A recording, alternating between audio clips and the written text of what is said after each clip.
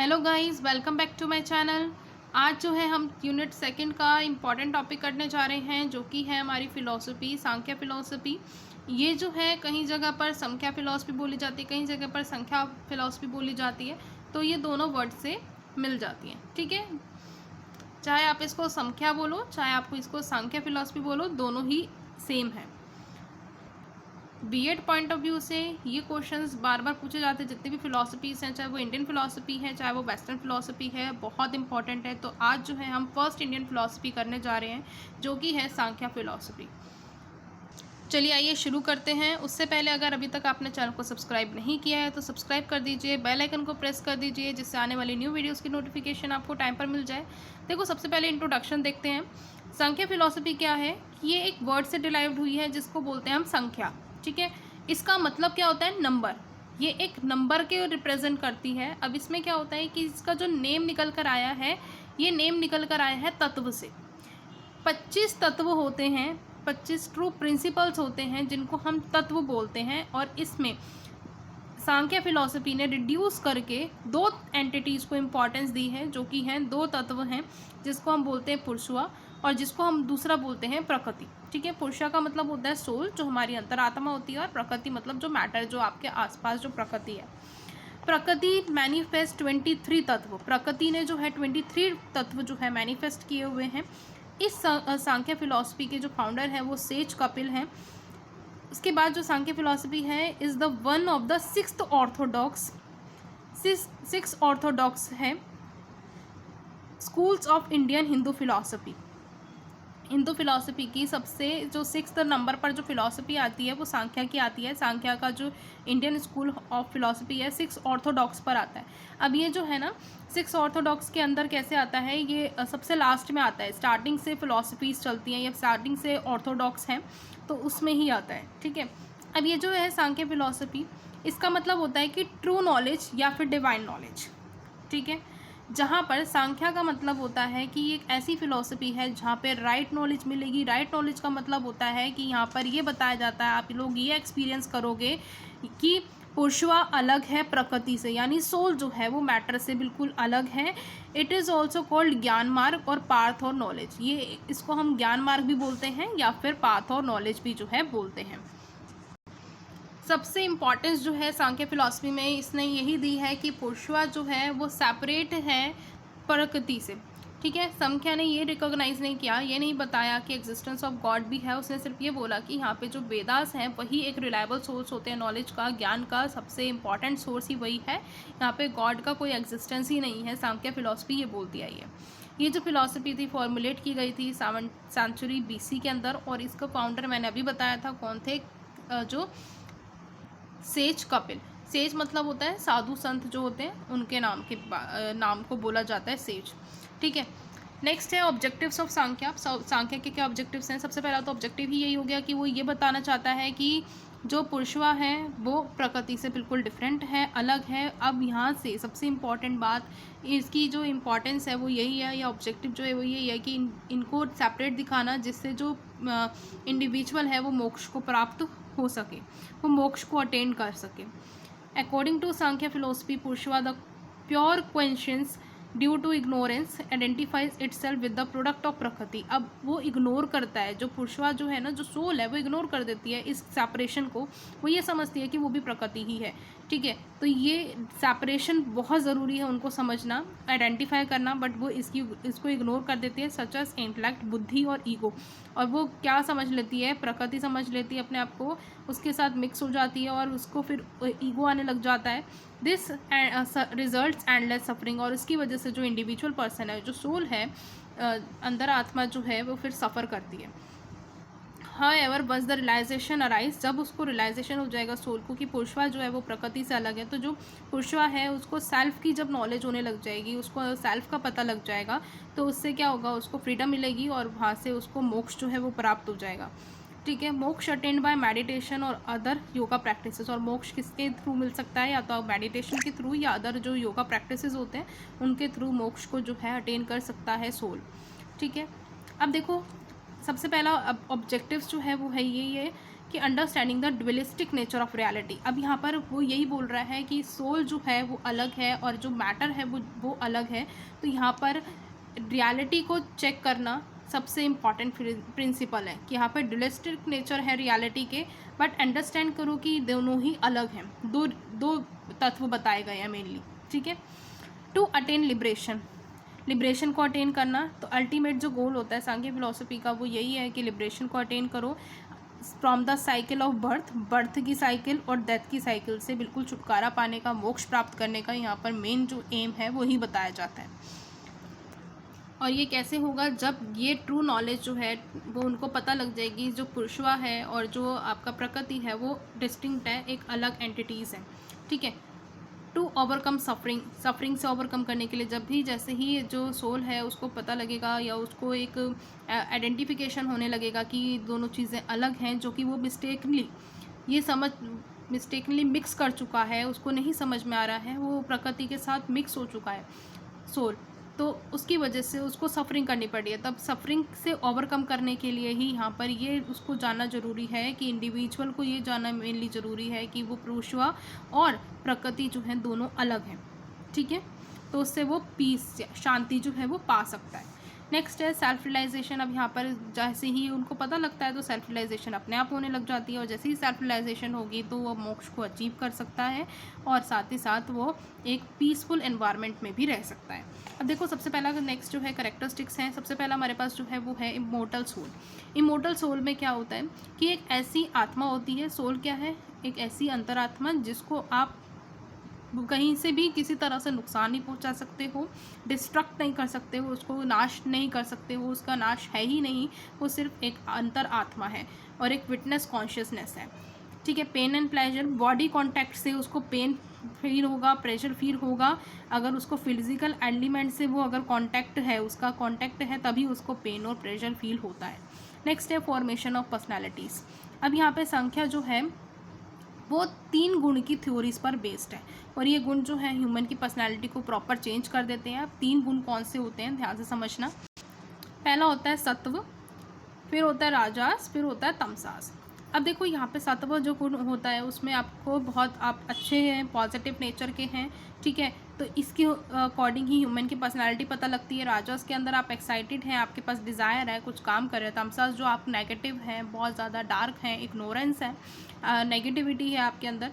तो ये जो 3 गुण हैं ये एक ह्यूमन बीइंग की पर्सनालिटी को जज करते हैं। साथ ही साथ इन गुण की वजह से ही जो पर्सन है वो अपने आप के एट्रीब्यूट्स को दिखाता है और उनकी पर्सनालिटी फॉर्म होती है। अब उसको जो है यहाँ पे इन 3 गुणों को समझना पड़ेगा और सत्व गुण के अंदर उसको अपनी पर्सनालिटी को चेंज करना पड़ेगा। साथ ही साथ सेल्फ जो है रियलाइजेशन होना पड़ेगा, अपने आप को देखना पड़ेगा, अपने अंदर का रियलाइजेशन करना बहुत इंपॉर्टेंट है टू अटेन द मोक्ष, ठीक है। Not just human personality, attributes of every object composed of सत्व, राजस और तमसास एट्रीब्यूट्स। सिर्फ ह्यूमन पर्सनैलिटी की बात ना करें, अगर बहुत सारे ऐसे ऑब्जेक्ट्स हैं जो कि इनसे ही बने हुए हैं, इन्हीं गुण से बने हुए हैं, तो जो एट्रीब्यूट्स हैं हर एक ऑब्जेक्ट के वो चेंजेबल होते हैं। कई बार पर्सन जो है पॉजिटिव भी रहता है, कई बार वो बहुत एक्साइटेड रहता है और कई बार वो बहुत डार्क रहता है, उसको बहुत चीज़ों को इग्नोर करता है, नेगेटिविटी उसके अंदर बहुत बढ़ जाती है, फिर धीरे धीरे पॉजिटिविटी भी कई बार आने लग जाती है, ठीक है।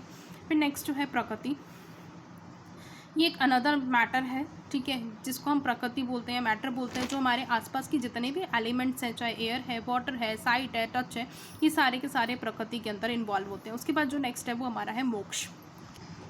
अब मोक्ष में क्या है, सोल जो है इज़ नॉट डिपेंडेंट ऑन प्रकृति, प्रकृति के ऊपर पूरा डिपेंडेंट वो है ही नहीं, बट प्रकृति डिपेंडेंट जो है वो पुरुष के ऊपर है, सैल्वेशन के ऊपर है।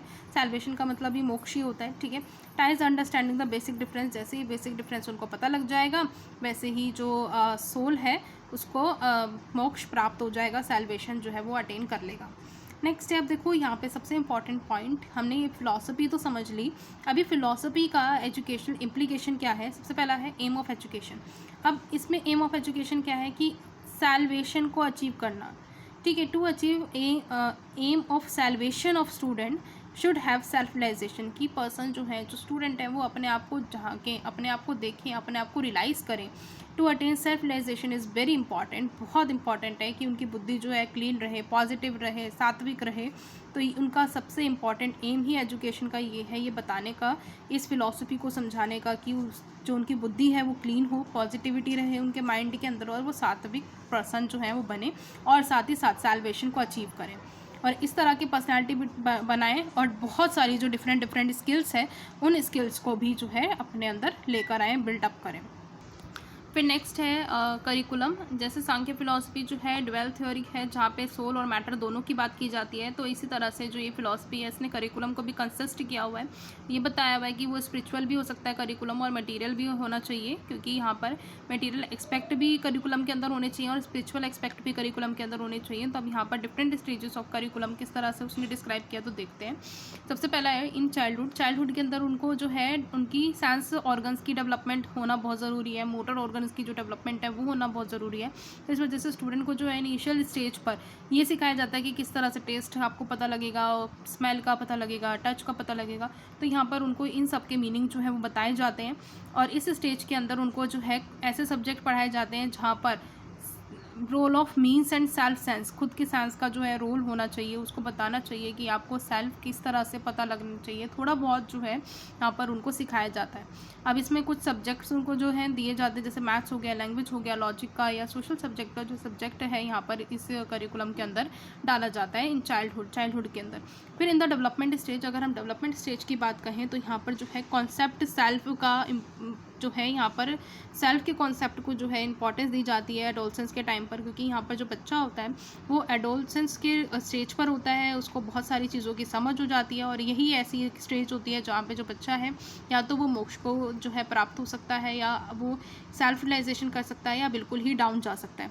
तो यहाँ पर कुछ डिफ़िकल्ट सब्जेक्ट्स जो हैं वो डाले जाते हैं, जैसे फिजिक्स हो गया, केमिस्ट्री हो गया, या सोशल साइंस या लिटरेचर या आर्ट्स हो गए। ठीक है, यहाँ पे वो वाले सब्जेक्ट जो हैं वो इंक्लूड किए जाते हैं। उसके बाद देखो नेक्स्ट है methods of teaching. Methods of teaching में 6 मेथड्स जो हैं वो आप यूज़ कर सकते हो नॉलेज को एक्वायर करने के लिए। सबसे पहला है परसेप्शन, जहाँ पे सेंसेस के थ्रू जो है नॉलेज एक्वायर की जा सकती है, जैसे डायरेक्ट मेथड है, परसेप्शन मेथड है, प्रोजेक्ट मेथड है, या प्रॉब्लम सॉल्विंग मेथड है।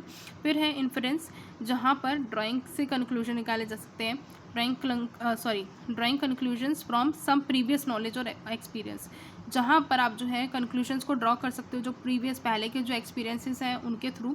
फिर नेक्स्ट है कंपैरिजन मेथड, जहाँ पर जो है गुड और बैड का कंपैरिजन किया जा सकता है, राइट और रॉन्ग का कंपैरिजन किया जा सकता है, तो उसके थ्रू भी जो है नॉलेज को एक्वायर किया जा सकता है सांख्य फिलॉसफी के अकॉर्डिंग। फिर नेक्स्ट है वर्बल टेस्टिमनी मेथड। इसके अंदर क्या होता है, आप जो है ट्रूथ सुनोगे, ठीक है, नॉलेज बाय हियरिंग और ट्रूथ लर्न फ्रॉम अदर्स। आप किसी चीज़ को सुन रहे हो या कोई सच्चाई आप जान रहे हो, उसके थ्रू भी अगर आपको कोई नॉलेज मिलती है तो वो भी इम्पॉर्टेंट रहेगी। फिर नेक्स्ट है वर्ड मेथड। इसके अंदर क्या होता है कि कुछ बुक्स के थ्रू आपको नॉलेज मिलती है, और ये जो है अथॉरिटेटिव मेथड होता है, जहाँ पे आपको बताया जाता है कि वर्ड मेथड में किस तरह की बुक्स जो है आपको लेनी पड़ेंगी। अब देखो यहाँ पे 3 टाइप्स ऑफ बुक्स यहाँ पे बताई हुई हैं, जैसे टेक्स्ट बुक मेथड हो गया, ठीक है, टेक्स्ट बुक्स हो जाती हैं, सुपरवाइज स्टडी मेथड हो गया, या मास मीडिया के थ्रू जो आप ले सकते हो। उसके बाद dialogue, observation, lecture, experiment, questioner and other scientific techniques जो हैं यूज़ की जाती हैं, अप्लाइड की जाती हैं सांख्य फिलॉसफी के अंदर। उसके बाद यहाँ पे डिसिप्लिन, सांख्य फिलॉसफी के अकॉर्डिंग सेल्फ डिसिप्लिन बहुत इंपॉर्टेंट होता है लाइफ के अंदर। तो यहाँ पर जो है यमा और नियम के प्रिंसिपल्स जो हैं वो फॉलो की जाते हैं, ठीक है, जो कि योगा फिलॉसफी से रिलेटेड है। तो यहाँ पे यमा ट्रुथ बोलना चाहिए, practice, non violence, non accumulation, celibacy. नियम सेल्फ स्टडी होनी चाहिए, कंटेनमेंट होना चाहिए, पेनेंस होना चाहिए, और उसके बाद क्लीननेस, सरेंडर टू गॉड होना चाहिए।